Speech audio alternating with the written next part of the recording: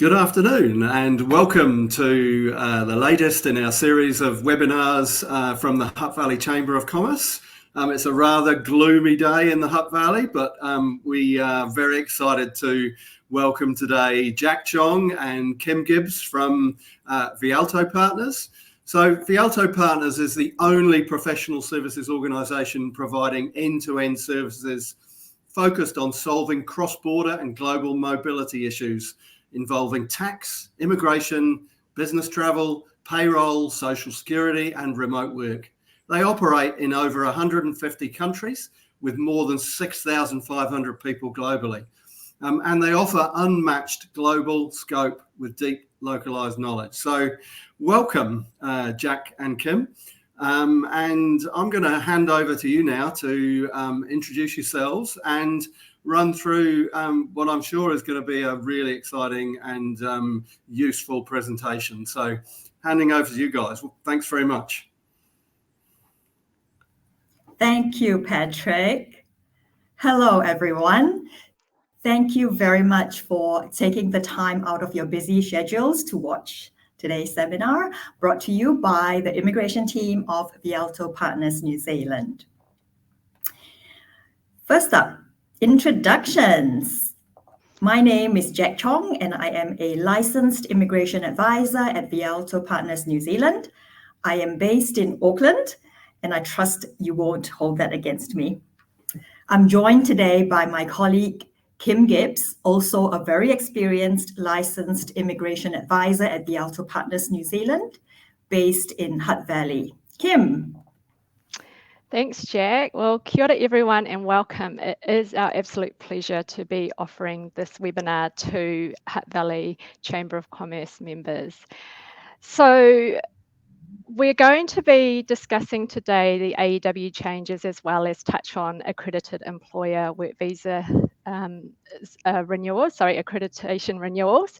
It has been over 2 months since the government introduced quite significant changes to the accredited employer work visa scheme. So we thought we'd take this opportunity to share some of our observations and insights into how these changes have been implemented. So we'll start off with a recap of the AEWV changes that have been introduced in early April. We're going to discuss some of the impacts of these changes to date and share some of the challenges we've observed, along with offering some tips on what to consider. We'll also be touching on accreditation renewals and what Immigration New Zealand is expecting with these applications. And finally, before we wrap up, we'll have a Q&A session. So first of all, before we continue, just a quick disclaimer. The information that we do provide here in the webinar is of a general nature and cannot substitute for personalised immigration advice. If you do need guidance that's tailored to your organisation or individual employees, we do encourage you to schedule a consultation with us. And then we can provide advice that's quite specific to their circumstances. So I'm now going to hand it back over to Jack, who's going to give us a recap of the changes that were announced about 2 months ago. Thanks, Kim. On the 7th of April this year, the New Zealand government announced significant changes to the Accredited Employer Work Visa, or AEWV scheme. These changes came off the back of a few things, including the release of a report after an independent review of the administration of the AEWV scheme. The report had some suggestions for improvement. It came off the back of concerns around migrant exploitation, concerns around unsustainable levels of inward migration, and a concern about the high proportion of those considered low-skilled migrant workers. Okay, let's dive into the key changes announced in April. Now, in summary, the key changes include additional employer obligations that impact various steps of the employment process, from the recruitment stage all the way to termination, if you like. The second point there is the introduction of a minimum skills threshold for most AEWV roles. Prior to this, there were no clear rules around the minimum levels of experience or qualifications required before a migrant worker may be granted an AEWV. It was basically left to the employer to decide what was required for the role.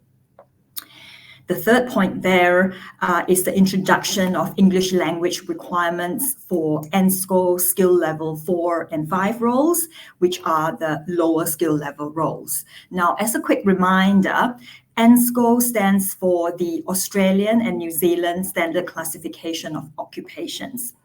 It is a list that contains a whole suite of occupations, the required skills, qualifications, and associated tasks. Now, the occupations are assigned the skill levels on a scale of 1 to 5, where skill levels 1 to 3 are considered highly skilled, and 4 and 5 are lower skilled. The fourth point on that slide there is about a reduced visa duration and maximum continuous stay for ENSCO skill level 4 and 5 roles, which means that migrant workers on lower skill level roles may not stay in New Zealand for as long as they previously could prior to these changes. Kim will elaborate further on some of these changes in the context of the different stages under the AEWV scheme. Great, thanks, Jack. I get the big slide. So apologies, this slide is going to be quite densely populated because we were trying to capture all of the AEWV changes as they relate to the different stages all onto one page. So just to backtrack a little bit, for anyone new to employing migrant workers, the AEWV scheme is New Zealand's main employer-sponsored work visa, and it includes 3 stages. The first stage is kind of like the prerequisite, and it's not covered on these slides here, and that is the employer accreditation application. So as a prerequisite to undertaking a job check or getting a job check application or being able to employ a migrant worker on the AEWV scheme, an employer has to first be accredited with Immigration New Zealand. Now, in column 1 is the job check application, which is about seeking pre-approval, so to speak, to recruit a migrant worker. Column 2 is the migrant worker's AEWV application or their visa application. And if approved, this will allow the migrant worker to take up the role that's specified on the job check approval. And column 3 is the post-approval stage where we talk about the conditions that are tied to the employee or stated on the employee's work visa. And these conditions also have impacts on accreditation compliance for the employer. So I'm going to start off with the first row, which refers to the ANSCO 1 to 3 roles, or as alluded to, these are the higher skill roles. Now, these changes for ANSCO 1 to 3 actually apply to all skill levels across the job checks and AEWV. So hence, I'll cover this first because it's for all employers. Now, firstly, at the job check stage, all employers must take reasonable steps to ensure migrants are offered a job that they're suitably qualified for, and they have the skills to do the job. Now, what that means is there's now a declaration on the job check application for this undertaking. Secondly, Immigration New Zealand will now undertake an ANSCO assessment to determine an occupation and skill level. That didn't happen before the April 2024 changes. The assessment will involve checking that the ANSCO code selected by the employer and the day-to-day tasks of the job on offer is a substantial match to those tasks that are specified in the ANSCO. And third, all employers must declare that there were no suitable New Zealanders that applied for the job. Now, I want to point out that this part of the requirement is not new. The job check application itself was always a confirmation of not being able to fill a vacancy with a New Zealander. But what is new now is that there is a definition in the immigration instructions for suitable and available New Zealanders, which Immigration New Zealand will consider when assessing a job check application. So a suitable and available New Zealander is a New Zealand citizen or resident who is qualified for a job or able to be trained on the job. They live close to where the job is or is able to move there and have a practical way of travelling to the job. Immigration New Zealand can decline a job check where they assess that there are suitable and available New Zealanders for the role. On the AEWV side, so column 2, the applicant must now meet a minimum skills threshold unless their role is on the green list and they meet green list requirements, or they're paid at least 2 times the median wage. The minimum skills threshold means that an applicant has to have at least 3 years work experience or a level 4 qualification. So that's a qualification that's equivalent to a New Zealand level 4. The applicant also has to meet any other requirements that are on the job check which are over and above that skill level. So for example, if a job required a person to have 5 years of experience, then the applicant will need to demonstrate they have that full 5 years when they apply for the AEWV. Now, the maximum duration and maximum continuous stay, which is the total time a person can stay in New Zealand on one or more AEWV, remains unchanged for skill level 1 to 3 roles. But what's new is that now there's going to be an explicit condition on a work visa that workers must be employed for at least 30 hours per week. Right, so I'll now move into the second row, which is the requirements that apply only to the recruiting for roles at ANSCO level 4 and 5, the lower skilled roles. At this level, there's now more stringent labour market testing requirements. So for skill level 4 and 5 roles, vacancies must be listed at Work and Income and on general advertising platforms such as Seek or Trade Me for 21 days rather than the 14 days that is allowed for 1 to 3 skill levels. If Work and Income determines that there's no viable candidates, they can reduce that 21 days to 14, but the general advertising, such as on Seek or Trade Me, will still need to see through that 21-day period. For AEW candidates in level 4 and 5 roles, the key change is around not only meeting the new skills threshold, but also meeting a minimum English language requirement, which is demonstrated by an IELTS level 4 or an IELTS test result of overall score of 4 or equivalent. They're also faced with reduced visa validity of now the maximum continuous stay for them is 3 years, and the maximum visa that they can be granted for a particular role is 2 years, with an option for a further 1-year visa. So these changes in terms of the maximum continuous stay will apply to anybody in a level 4 or 5 role that applied for the AEWV before April 2024, after 7th of April 2024 or before the 21st of June.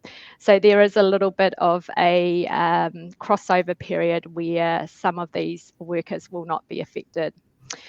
Some ANSCO skill level 4 and 5 jobs are also not affected by the changes to the maximum continuous stay if they're on the green list or they had their AEWV for transport and care sector agreement roles and are already on a pathway to residence, or they're earning at least 1.5 times the median wage. Right, so I know that that was a lot to take in. So if you do have any questions about these, please take note. But first of all, I will actually hand it back to Jack to discuss the new employer obligations that came into effect at the same time. Jack, over to you. Thank you, Kim. This slide highlights 3 additional obligations for accredited employers. The first one there, in addition to being a job check requirement, employers will also be asked to commit to taking reasonable steps to ensure migrant workers are suitably qualified and skilled as part of the accreditation or accreditation renewal application. So what does taking reasonable steps mean in this context?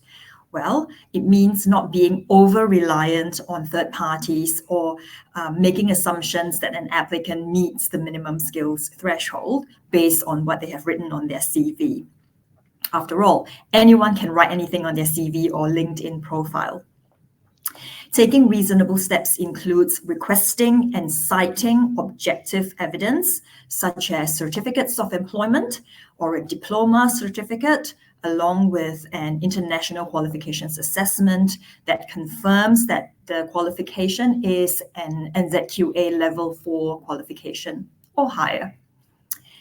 If you have requirements over and above this minimum skills threshold, then you need to check that the candidates are appropriately skilled, either through an interview or skills test. Or in the case where professional registration is required for the job, please ensure you have cited a copy of the relevant license or registration certificate. The second point there on that slide is that employers must also commit to providing at least 30 hours of work to AEWV holders. This is self-explanatory, and while having a full-time job offer was always a requirement before someone may be granted an AEWV, continuing to have full-time employment is now an explicit condition on the work visa itself, and an accreditation requirement. It is also important to note that employers found to be providing under 30 hours per week for an AEWV employee may have their accreditation status revoked. The third point on this slide is that accredited employers must notify Immigration New Zealand when an AEWV worker leaves their job. This change is designed to give Immigration New Zealand better information about AEWV holders who are no longer employed. Although this change will not retrospectively apply to existing accredited employers until their renewal application, employers applying for accreditation now, so new accredited employer applicants, or accredited employees applying to renew, must now commit to doing this in their next accreditation period.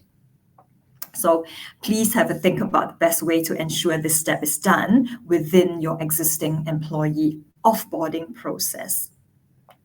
As a quick reminder, the 3 points on this slide are additional to existing obligations that accredited employers have undertaken to commit, that they have committed to.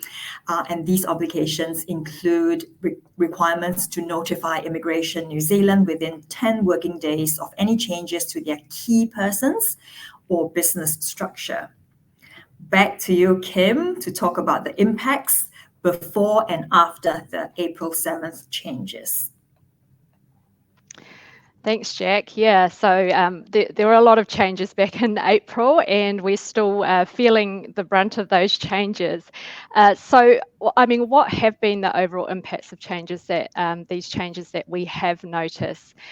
Well, for employers that are recruiting at the skill level 1 to 3 roles, so the higher skilled occupations that tend to require at least a bachelor degree and some level of work experience, well, there haven't been too many changes for them in terms of their labour market testing requirements and recruitment practices. The key changes in that space has been for those who are recruiting at the lower skilled levels. But what we've clearly seen overall is a shift from what was previously quite a low-touch, high-trust AEWV system, especially in the early days that this policy was introduced, to a system that is involving more rigorous checks of the information that's being submitted by employers and migrant workers. What we're also seeing is that with the increased scrutiny has come longer processing times. So when Immigration New Zealand introduced these changes back in April, they did give us a heads up and tell us that it would take months for the new operational policies to be fully implemented and for their staff to come to adapt to these changes and all of these additional checks that they weren't originally trained for. So our clients have definitely been noticing these longer time frames, which we will address a little bit further in the coming slides as well. Another thing is this wave of ongoing policy change has created quite a bit of uncertainty for migrant workers, especially those who have come to New Zealand on these temporary visas, but in the back of their heads, they're thinking about the long-term options like residency. And the changes to the maximum continuous stay, for example, have really put a dent in some of those plans. So as employers, what we say is that you probably will start to receive more questions from workers around their residency options. And also, given the concerns around the potential changes and, like I said, the visa duration, some of them will likely request some residency support.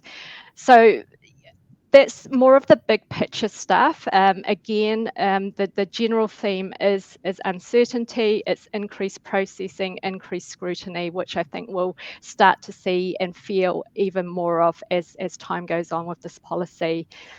I'm now going to hand it back over to Jack to discuss some of the challenges specifically that employers have faced with the AEWV and provide some tips for managing these challenges. Over to you, Jack. Thanks, Kim.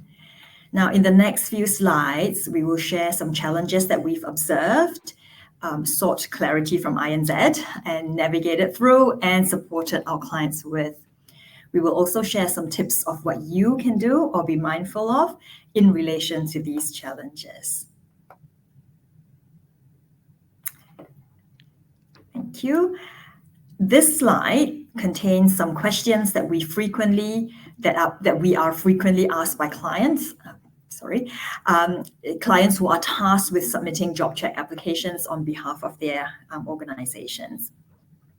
With the newly introduced skills threshold for AEWV applicants, the question is whether employers should also include these skills requirements when they advertise the position in New Zealand, for instance, on Seek. The answer is no. So when testing the New Zealand labour market and when engaging with work and income, the position should only set out the mandatory qualifications and work experience that are absolutely necessary for somebody to be able to do the job.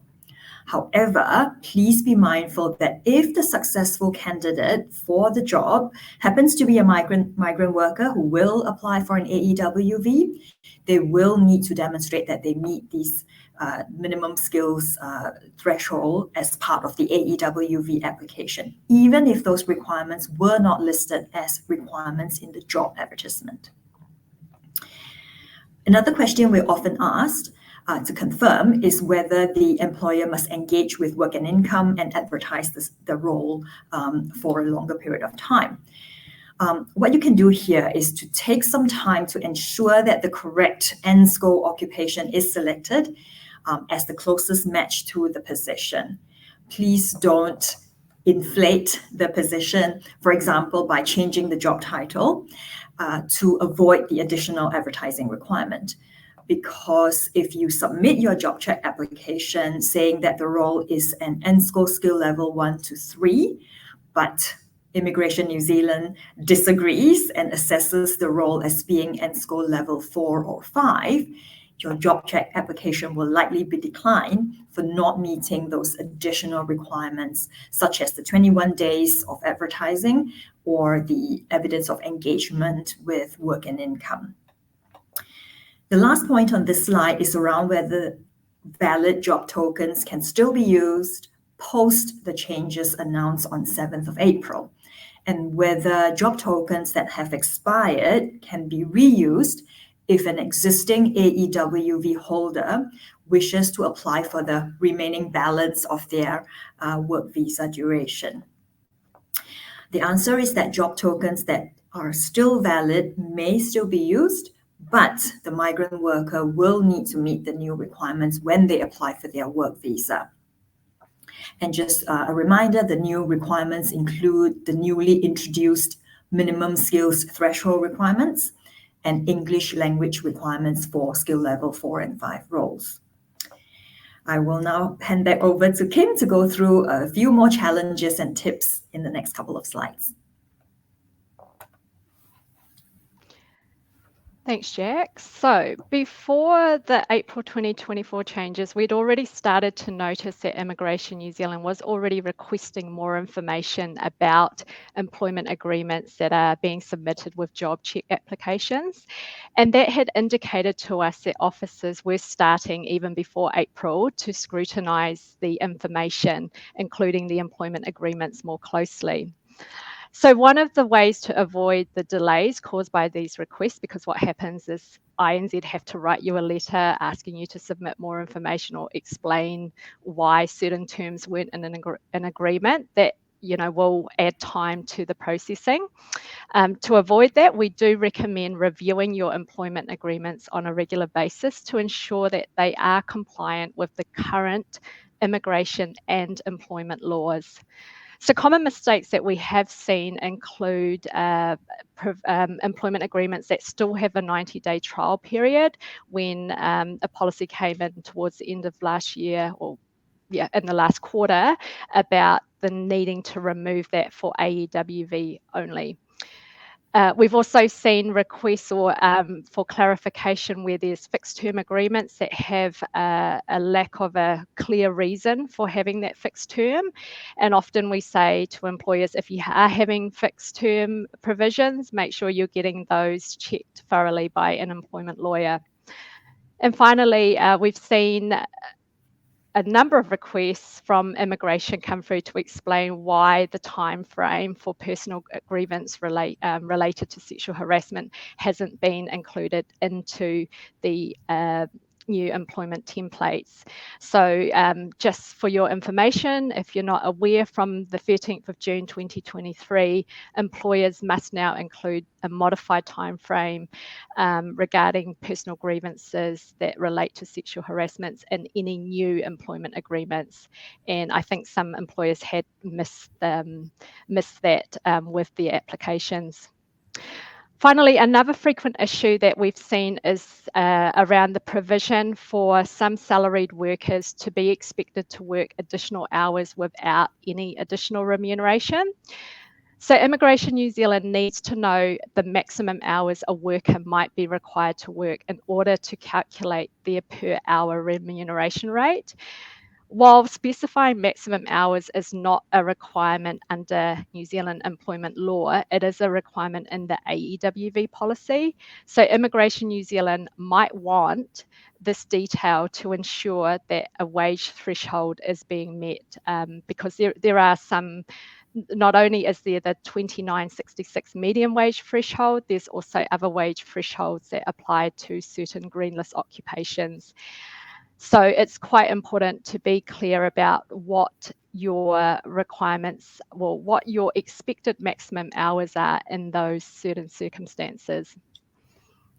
It's also important to note that meeting the minimum employment law requirements, as I've alluded to, might not necessarily satisfy INZ's criteria. So that's why it's important to review those requirements on a regular basis to make sure that you're ticking the boxes across each of those different areas of law.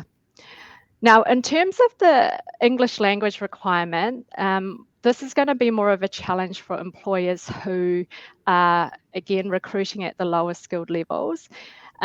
Something to bear in mind that we have seen with applications in the past is if you do require, well, if an applicant requires an English language test, that's going to take more time and money. So in some countries, it's not as easy to access these tests really quickly as compared to other countries.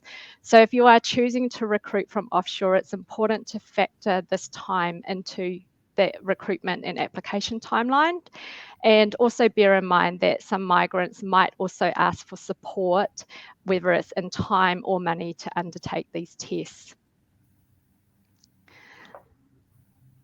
I mentioned before around the concept of maximum continuous stay, which is the maximum time that someone can stay in New Zealand on an AEWV before they need to spend time outside of New Zealand before they can apply for another AEWV. So this concept was introduced back in late 2023, and for those that the skill level 1 to 3 roles who are earning at least the median wage, the maximum stay remains at 5 years. The question is what's going to happen after 5 years if they're not already on a pathway to residence. So that's a challenge that employers need to keep in mind.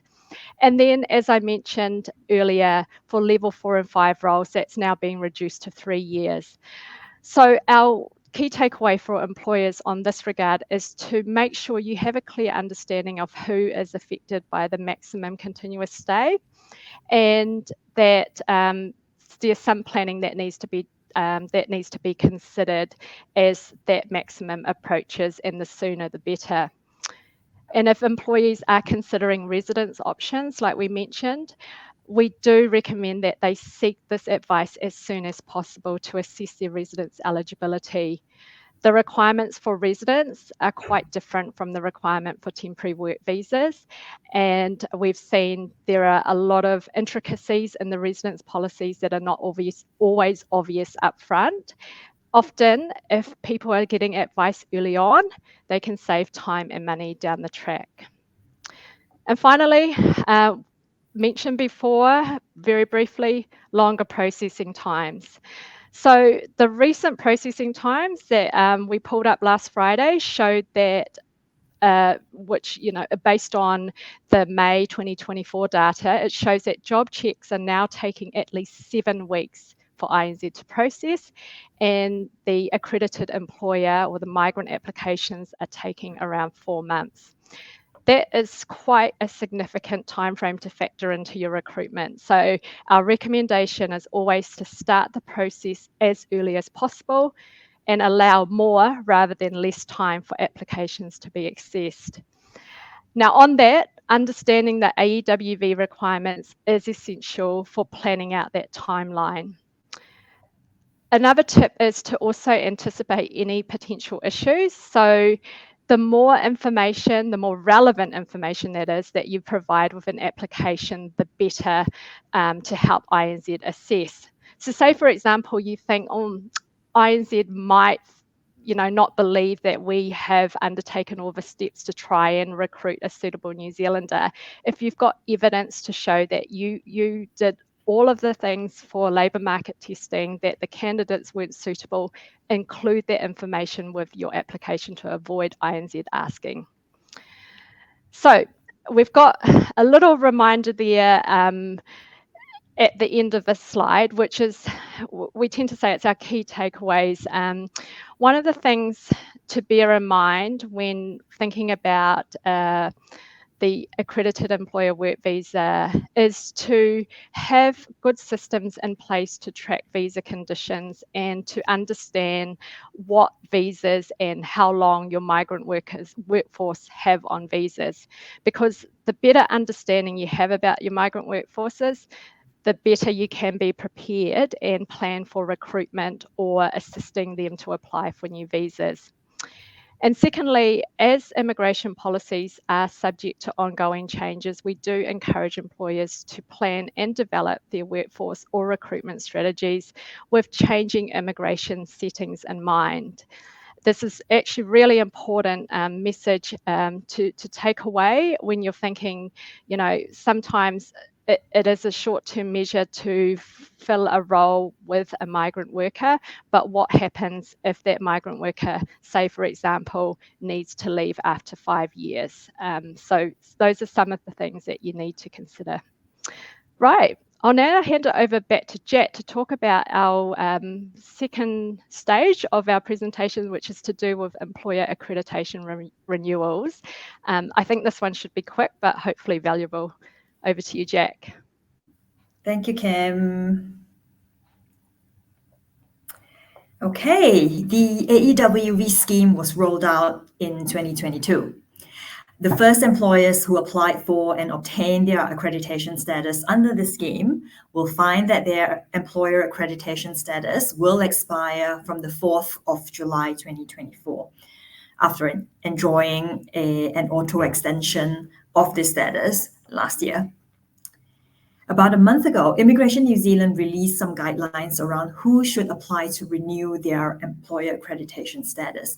Basically, you should renew your employer accreditation status if you intend to employ new workers on an accredited employer work visa, support an AEWV holder to apply for the remaining balance of their work visa duration, and if you want to be able to support a migrant worker to apply for a different visa that requires you to be accredited, such as a green list work to residence visa or a skilled migrant category resident visa.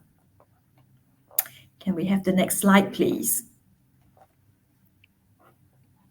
Thank you. Immigration New Zealand is asking employers to allow at least 6 weeks for them to process an employer accreditation application. If you do not want your employer accreditation status to expire, please submit your renewal application to Immigration New Zealand before the expiry date of your existing accreditation status. If Immigration New Zealand is then unable to finish processing your renewal application before your current accreditation status expires, you may be eligible for a 3-month interim accreditation while waiting for the outcome of your renewal application. Thank you. Immigration New Zealand's message is that in order to avoid any delays with the processing of accreditation renewal applications, employers should provide these supporting documents upfront. Evidence of being a viable and genuinely operating business or organization could be, for example, annual reports or financial statements for the past 24 months, or Inland Revenue tax return documents for the last 24 months. The other pieces of evidence listed here on this slide basically demonstrates compliance with business standards and settlement support for AEWV employees. If this information is not provided in the renewal application and Immigration New Zealand needs to request it, the application will just take longer to process. I will now hand back to Kim. Great, thanks, Jack. So there might be situations where an employer cannot demonstrate they've met the accreditation obligations in the last 12 or 24 months. So for example, you might have found that you didn't inform all of your new AEWV workers that they actually had paid time to complete Employment New Zealand's employee module, or you might have missed providing them with settlement information when they joined, both of which are accreditation obligations. So in these cases, Immigration New Zealand will consider your explanations as to why those obligations weren't fulfilled, as well as any supporting evidence to show that you have since implemented policies and processes to ensure that these obligations will be met in future.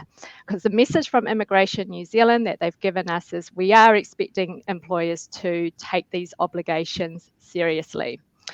So having said that, for this renewal round, which is really the first round of renewal applications that INZ will be processing, we do expect that they should or will hopefully take a pragmatic approach if employers haven't fully met their obligations, as long as they can demonstrate a commitment to meeting them moving forward.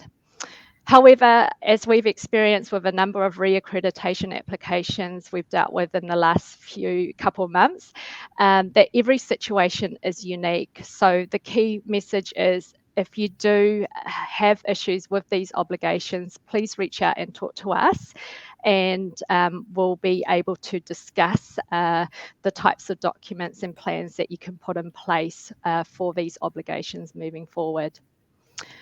Well, so that brings us to the end of our presentation, and we'll now move on to a Q&A. And Patrick, are there any questions for us?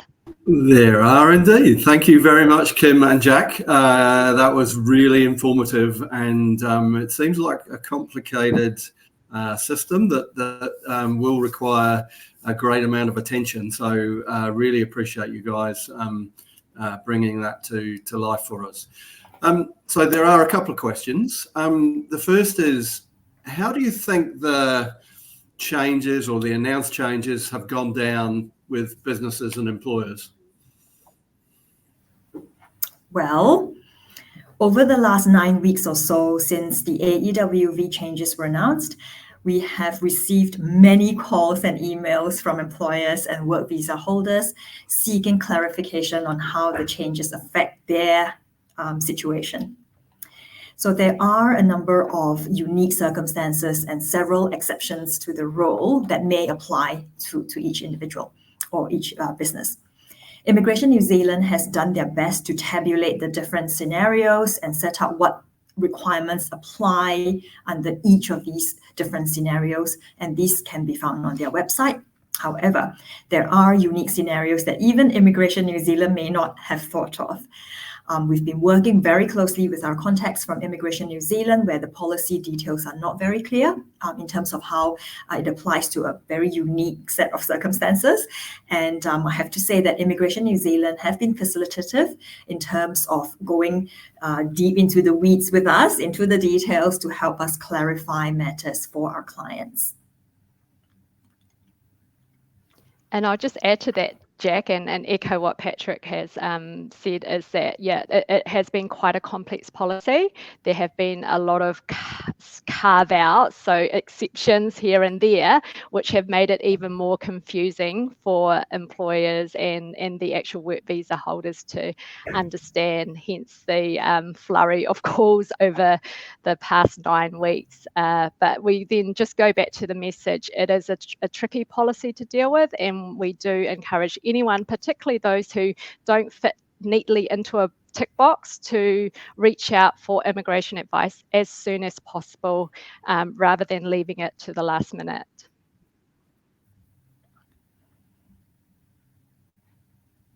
Oh, you're on mute, Patrick. Sounds like great advice. Thank you. That's what I said. There's lots of changes already happening. Can we expect more changes from Immigration New Zealand, or is this it? Oh, I'll answer that one. So we don't have a crystal ball, but we can, we have some ideas based on press releases and statements made in the news, and so we can use that to make some attempt at predicting what's to come. So first up, when Minister Erica Stanford announced these changes back in April, she did clearly indicate that they were actually the start of a bigger work program, and so they were really just the immediate changes that were aimed at better managing migration numbers, risk in the immigration system, and responding to our changing economic context. As part of the long term, the minister is quite interested in, a policy that also attracts top talent from around the world. She's interested in revitalizing international education, whatever that's going to look like, and has talked about an immigration system that's self-funding and sustainable. So out of that, of particular interest to us is further policy work, which MB, or the Ministry of Business Innovation and Employment, have also signalled to us that they are looking into options for replacing the median wage, which under the AEWV has kind of been the benchmark for skill. So, but that has actually been quite restrictive to a number of employers, especially, say, 2966s. For some of our small businesses in particular, that's quite a challenge. It's a challenging wage to keep business costs down. So the policy is looking into replacing that median wage with a more robust labour market check. And depending on what the unemployment numbers are, we might see a reintroduction of a more prescriptive labour market testing model that might resemble something from pre-AEWV days. Jack and I have both worked at the time of Essential Skills, where the labour market testing was actually a lot more stringent than what we've seen under the AEWV.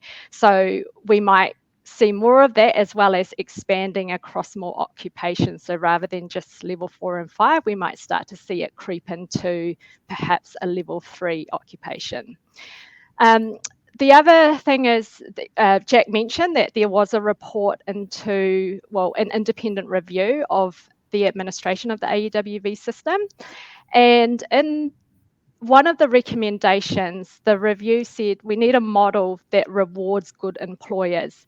Now, at the moment, we have a system that we feel, for want of a better word, punishes good employers. So punishes those that have a good track record anyway, and in particular, like your big organizations that have, their legal departments, the HR departments, and they're on top of everything.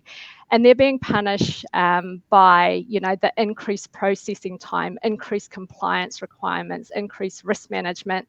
That is all there to address only a small percentage of higher risk, so-called bad employers.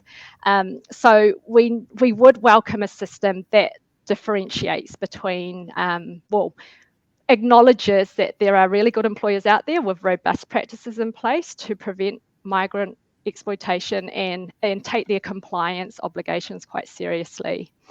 We're also expecting work around coalition agreement commitments, such as a global talent visa and a digital nomad visa. We see Thailand has just introduced a 5-year digital nomad visa, which means you could go and hang out and holiday in Thailand whilst also working. So a pre-election, Minister Stanford did indicate some concept of that, but what it looks like is yet to be known. And lastly, but certainly not least, we do expect immigration fees and levies to increase to support that goal of having a more self-funding, sustainable immigration system. And that, we think, through budget 2024 fiscal commitments and forecasts, we think that's definitely going to happen. And in the budget 2024, there was already mention of final decisions on the way. So we're expecting to see more about those fee and levy changes after mid this year, so mid 2024, possibly around July, I would say. So while we don't like prices to go up, that is going to be inevitable in the immigration system.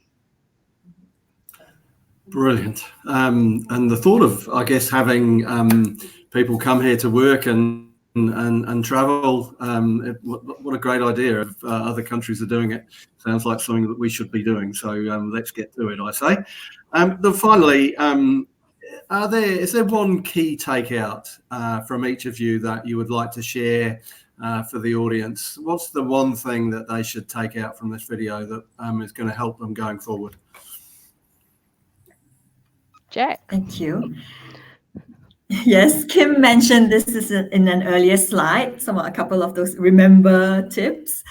I would say a key takeaway is be mindful of the changing immigration settings when you make recruitment and workforce decisions.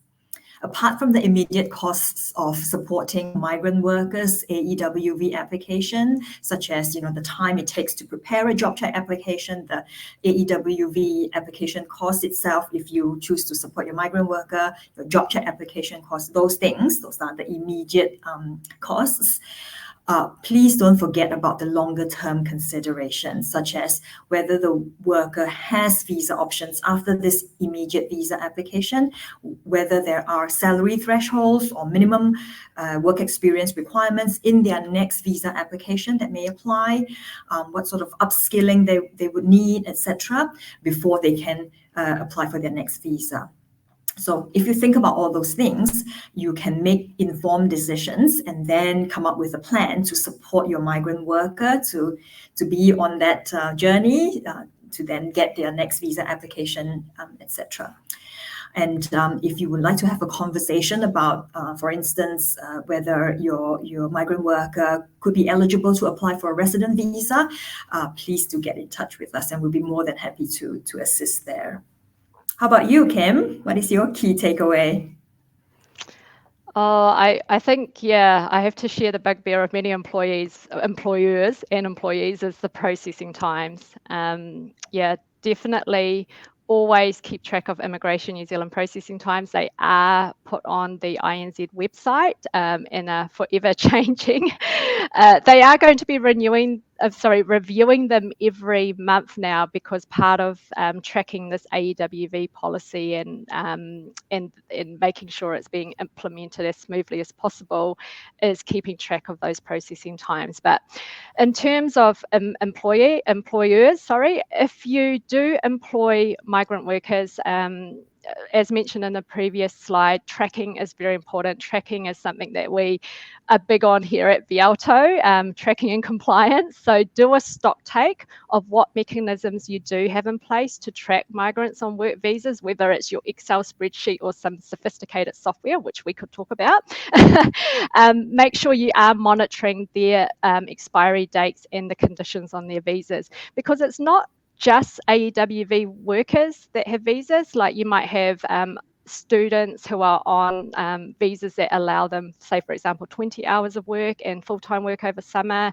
There's also partners of workers that have open work visas. So it's really important to be checking those visa requirements and documenting them somewhere, so that you don't get down to, you know, the partner's visa expiring and not knowing what to do next. So it's very important to have that tracking system in place. And then number two is to, this goes back to accreditation actually, to think about whether you need to renew your status, your accreditation status, before it expires, because even if you don't intend to bring new workers from offshore, you might change your mind down the track very quickly. You know, someone might leave from your current migrant or labour or even local labour, and you might be faced with a situation where you do need to get a job turned around as quickly as possible. So the last thing you need is to add the accreditation application processing on top of that. So have a think about, you know, the flow-on effects of any decisions that you might make now, because it meets a short-term goal, to what it could mean in, say, 3, 5, 6 months time, that the situation might change. And I think our general recommendation around accreditation is that you might not be thinking about taking on a migrant worker in 6 months time, but what if you had to? So therefore, you know, it's best to continue to maintain accreditation status than to not. And one more thing is, if your AEWV worker wants to apply for residence, you must be an accredited employer as well. So that's something that often employers might forget. They say, oh no, we're not going to be sponsoring any more workers on the AEWV. But then that worker turns around and say, oh, you don't have accreditation status, but I really want residence, and now please get it so that you can support me. So that's, some couple of things there, but that flow out of the time frame discussion. Cool, thank you. Oh, Patrick, please allow me one last plug before you close out the session. Can we have the next slide, please?